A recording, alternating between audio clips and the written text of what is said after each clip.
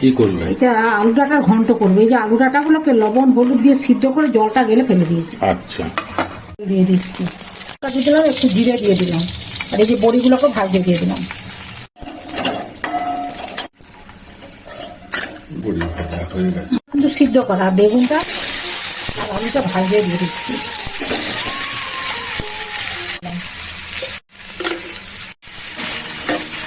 সিদ্ধ হয়ে যাবে, বুঝলো? বেগুন ভাজা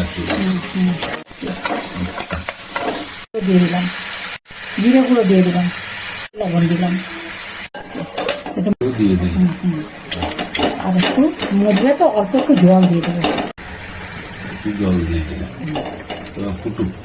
মিষ্টি মিষ্টি দিই? হ্যাঁ হ্যাঁ হ্যাঁ আমি তো নাড়াচাড়া নিশ্চয়ই করবো। হ্যাঁ, কড়াটা চেঞ্জ করে দিলাম।